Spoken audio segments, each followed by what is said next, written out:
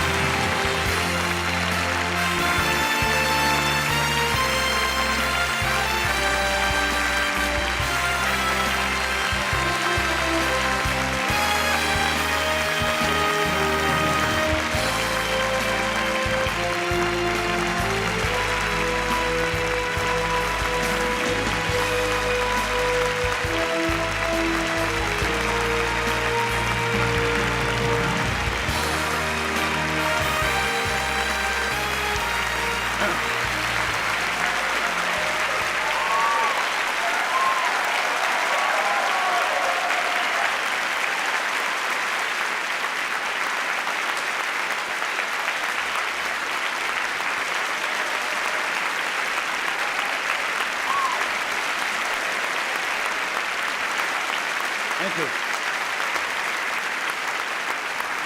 Donald.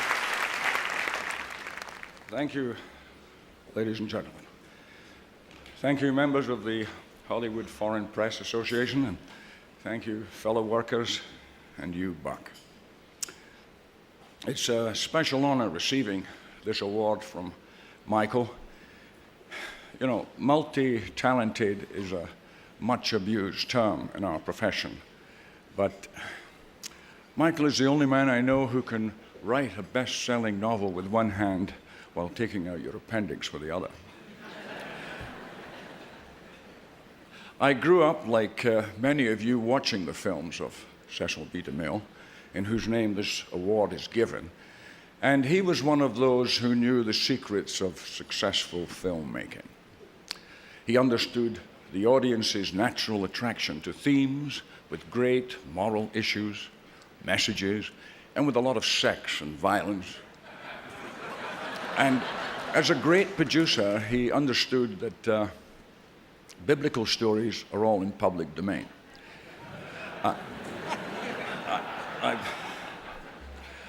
I've made a lot of films, some of which I've forgotten and some of which I've tried to forget.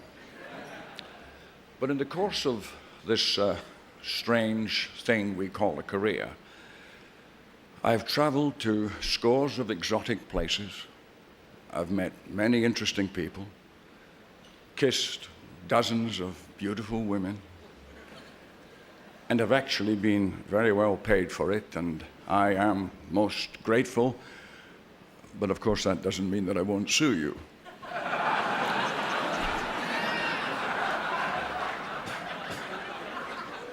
A number of decades ago, when I started in this business, I was told by someone who seemed to know what he was talking about that I should take lessons to erase permanently my accent so that I could play parts without wearing a kilt.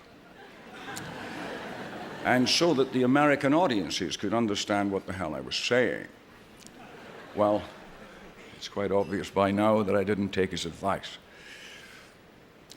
As a matter of fact, just in the last year, there were two big films made of Scottish heroes.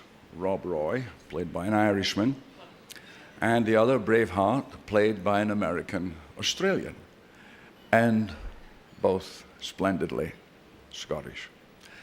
The point is, I think, if actors and actresses are good at what they do, and if you, the audience, are affected, moved by the stories we help to tell, then that's the real reward. Truthfully, it's the stuff in between the punches, the shootings, and the car crashes that really count. The scenes between the men and the women that try to say something about how we really behave, how we really feel. That's ultimately what moves people and sends them to the theaters, pays to see our films. In other words, I prefer my audiences stirred, not shaken.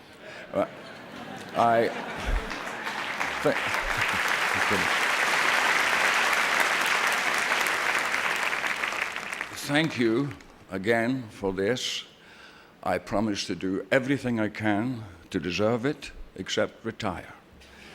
Thank you. Good night.